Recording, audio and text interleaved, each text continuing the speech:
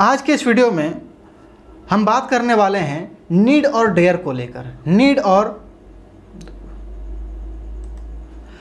आज की इस वीडियो में हम बात करने वाले हैं नीड और डेयर को लेकर। बट इससे पहले मैंने आपको कुछ क्वेश्चंस दिया है, बेसिकली 2 क्वेश्चंस। एक है कि Hema needs not trust everybody, दूसरा you need not to come here.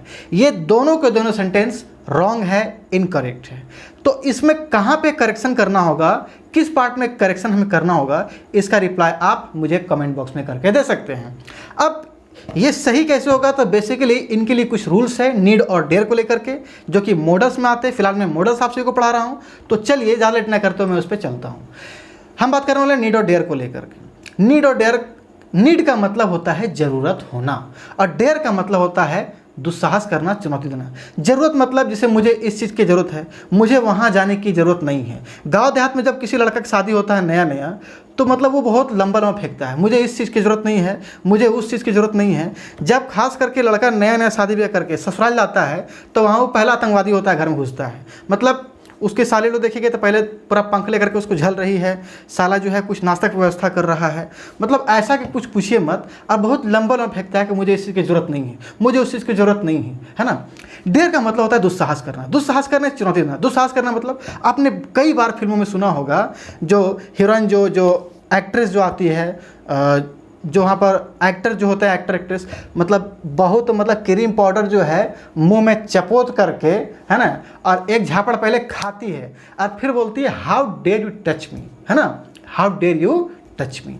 तो ये डेयर मतलब क्या होता है, दुस्साहस करना। एक होता है चुनौती देना, एक होता है चुनौती देना। जैसे कि क्या तुम आधी रात को कब्रिस्तान जाने की हिम्मत करते हो। पागल कुत्ता काट ले रहे हैं, कब्रिस्तान जाएंगे आधी रात को, मरना है, हमारा नए मरे का शौक है।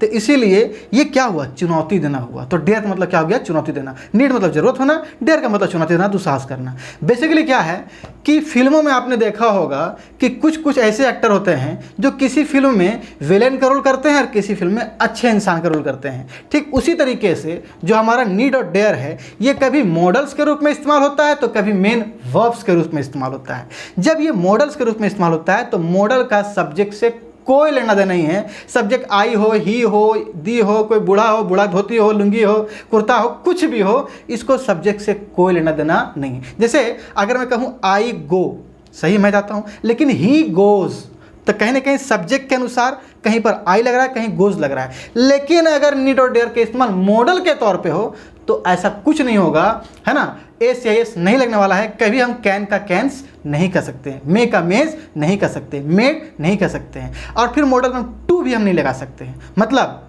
कैन टू नहीं कर सकते हैं, तो नीड टू नहीं कर सकते हैं, डेयर टू नहीं कर सकते हैं, नीडेड नहीं कर सकते हैं, नीड्स नहीं कर सकते हैं, डेयर्स नहीं कर सकते। कब, जब नीड और डेयर का इस्तेमाल मॉडल के तौर पे हो। लेकिन कभी कभी नीड और डेयर मेन वर्ब के रूप में इस्तेमाल होते हैं, और जब मेन वर्ब आपको मालूम है, मेन वर्ब जैसे गो, तो ही गोस, आई गो, तो आई के लिए गो, ही के लिए गोस, आई के लिए गो, ही के लिए गोस। मैं अगर मैं कहूँ मैं अपने बारे में, तो मैं लिखता हूँ, आई राइट। लेकिन मेरी लुगाई की अगर बात हो जाएगी, तो वह लिखती है, सी राइट्स। तो सब्जेक्ट के अकॉर्डिंग हमने क्या किया, ऐसे इसका इस्तेमाल कर दिया। ठीक उसी तरीके से अगर नीड और डेयर का इस्तेमाल मेन वर्ब्स के रूप में हो, तो एग्रीमेंट विद सब्जेक्ट होता है भाई बहनों। इसका मतलब नीड टू भी हो सकता है, डेयर टू भी हो सकता है, नीडेड भी हो सकता है, ईडी भी लग सकता है, फिर डेयर्ड भी हो सकता है, नीड्स भी हो सकता है, डेयर्स भी हो सकता है। कहने का मतलब है कि मॉडल का इस्तेमाल मेंबर के रूप में हो, तो एग्रीमेंट विद सब्जेक्ट होता है। अब बात होता है कि हमें यह कैसे पता चलेगा कि नीड और डेयर मॉडल के रूप में इस्तेमाल हो रहा है कि मेन वर्ब के रूप में इस्तेमाल हो रहा है। अगर ससुरा ये पता चल गया कि नीड और डेयर मॉडल के रूप में इस्तेमाल हो रहा है या मेन वर्ब के रूप में इस्तेमाल हो रहा है, तो सारा लफड़े खत्म हो जाएगा। तो चलिए मैं आपको रूल्स कुछ बताता हूँ, कुछ ऐसे स्ट्रक्चर्स जो आपको बता देंगे कि भैया इसमें ये क्या है, नीड या डेयर जो है ये मॉडल्स है। जैसे कुछ कारनामे देखते हैं हम एक्टर का कुछ फिल्मों में, तो हमें समझ में आ जाता है कि ये शक्ति कपूर इसमें अच्छा का रोल किया है। अगर किसी पिक्चर में गलत कारनामे देखते हैं तो समझ में आ जाता है ना, किसी के बेटी को मार दिया, किसी को बाप को मार दिया पिक्चर में, तो समझ आता है कि ये विलेन का रोल किया है। तो कुछ स्ट्रक्चर है। अब ये स्ट्रक्चर डिसाइड करेगा कि नीड है कि डेयर, मॉडल है कि main verb. When need and dare are used as modals, जब नीड और डेयर का इस्तेमाल मॉडल के तौर पे हो, तो उस केस में पहला स्ट्रक्चर कि subject plus need plus need oblique dare plus not plus verb one. यहाँ जो वर्ब वन आएगा ना, ये विदाउट एस आएगा, विदाउट टू आएगा, विदाउट ईडी आएगा। दूसरा स्ट्रक्चर जो हमारा है वो ये है need dare subject plus verb one. मतलब बेसिकली क्या होता है कि नीड और डेयर का इस्तेमाल जब मॉडल के तौर पे होते हैं तो ये जनरली अफर्मेटिव सेंटेंस में इस्तेमाल नहीं होता है जनरली, लेकिन जो नेगेटिव सेंटेंस में इसका इस्तेमाल होता है, और वो कैसे होता है, बिना डू डज के। जैसे सी सब्जेक्ट नीड डेयर, ना कि subject do not does not need dare, ऐसा कुछ नहीं है। Subject need oblique dare plus not plus verb one, ठीक है। लेकिन विदाउट टू, यहाँ पर टू का इस्तेमाल नहीं होगा, यहाँ पर इसका इस्तेमाल नहीं होगा, यहाँ इसका इस्तेमाल नहीं होगा, डेयर का इस्तेमाल नहीं होगा। नहीं कह सकते हैं टू नीड, नहीं कह सकते हैं टू डेयर, नहीं कह सकते हैं नीड्स, ना कर सकते हैं डेयर्स। आपको बात समझ में आ गया होगा। दूसरा है क्वेश्चन की अगर बात हो, क्वेश्चन की बात हो, इंट्रोगेटिव सेंटेंस, तो need dare subject plus verb one, need dare subject plus verb one. अगर मान लो कि किसी सेंटेंस में WH वर्ड अगर आ जाए, WH वर्ड आ जाए, डब्ल्यू से वेयर, व्हाट, व्हेन, व्हाई, तो उसमें स्ट्रक्चर कैसे हो जाएगा, तो WH वर्ड मतलब question word, need dare subject plus verb one.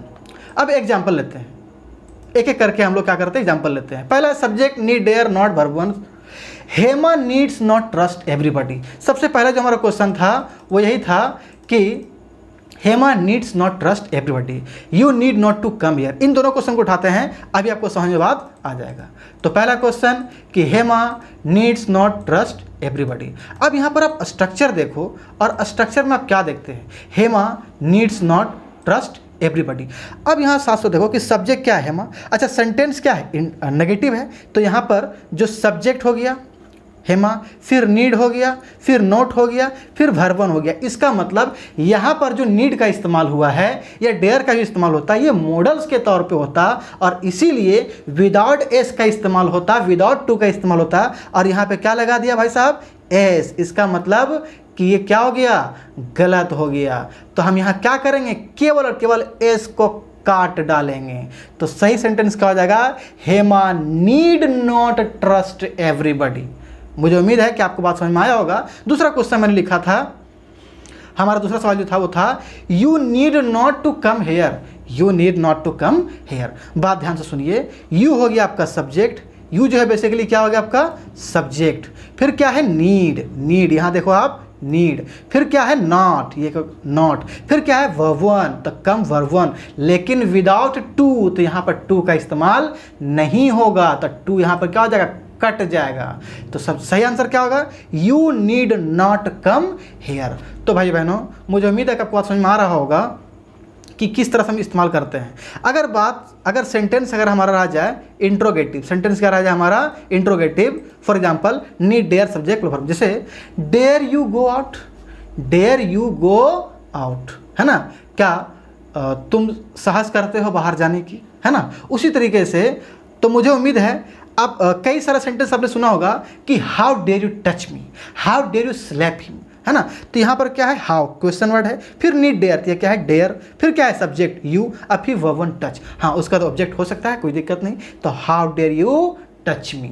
तो भाई ये रहा कि जब नीड और डेयर का इस्तेमाल मॉडल्स के तौर पे हो। अब अगर नीड और डेयर का इस्तेमाल मेन वर्ब के तौर पे भी तो हो सकता है, उसके लिए क्या कंडीशन है, उसके लिए क्या स्ट्रक्चर है। तो ज़्यादा लेट नहीं करते हो, स्ट्रक्चर को शुरू करते हैं। बेसिकली होता क्या है, फिर से बता रहा हूँ कि नीड और डेयर का इस्तेमाल अफर्मेटिव सेंटेंस में जनरली नहीं होता है। एक स्पेशल केस होता है कुछ, लेकिन जनरली नहीं करते हैं, ठीक है। तो नीड और डेयर का इस्तेमाल हम नेगेटिव सेंटेंस में करते हैं, फिर हम इंट्रोगेटिव सेंटेंस में करते हैं, जो कि मैंने आपको डिस्कस किया है। लेकिन नीड और डेयर का इस्तेमाल मेन वर्ब के तौर पर होता है, यहाँ पे जो अफर्मेटिव सेंटेंस दिया हुआ है। जैसे subject need dare noun pronoun plus to plus verb one. दूसरा हमारा स्ट्रक्चर है subject need dare to plus verb one. तीसरा स्ट्रक्चर है subject need dare noun pronoun.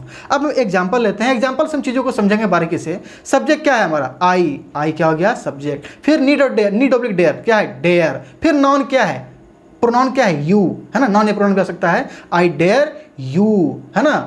फिर क्या है to plus verb one, to ask, फिर ऑब्जेक्ट आपको बाद में रह सकता है, तो him a question, I dare you to ask him a question, है ना। मैं तुम्हें चेतावनी देता हूं कि उससे एक सवाल करने का, है ना। ठीक उसी तरीके से हमारा अगला सेंटेंस है subject need dare plus to plus verb one. जैसे she needs to go out, she need to go out. अब बेसिकली यहाँ क्या होता है, मैंने बताया आपको कि यहाँ पर मेन वर्ब का इस्तेमाल हो रहा है। क्या? We need there are used as main verb. तो इसमें क्या होगा, एग्रीमेंट होगा सब्जेक्ट के साथ। तो क्योंकि सब्जेक्ट क्या है सी, तो नीड नहीं बल्कि भाई बहनों नीड्स लगेगा, इसलिए she needs to go out. अगला sentence, subject need there noun pronoun, यहाँ पे we need your help, we need your help, we need your help. तो बेसिकली इसी तरह से काम करता है हमारा नीड और डेयर। अब बात उठती है कि अगर यहाँ पर इंट्रोगेटिव होता तो कैसे होता है। तो क्या होता है कि मॉडल्स का कभी कभी इस्तेमाल हम नीड और डेयर का इस्तेमाल हम जो काम हम नीड और डेयर का मॉडल के रूप में कर सकते हैं, वही काम हम मेन वर्ब के रूप में भी कर सकते हैं। जैसे मैं अगर यहाँ पर एग्जाम्पल लिखूँ, एग्जाम्पल मैं आपको देता हूँ, you need not to come here. तो आप इसको ऐसे भी कर सकते हैं, you don't need to come here. ठीक है, लेकिन अगर अफर्मेटिव रहे तो फिलहाल आपको इसी तरह, नेगेटिव रहे तो अगर इस तरह अगर रहे, नोट लगा हुआ रहे, तो आपको फिलहाल इसी तरह से बात को ध्यान में रख के क्वेश्चन को बनाना है। तो थैंक यू वेरी मच, मिलते हैं नेक्स्ट वीडियो में, तब तक के लिए गुड बाय।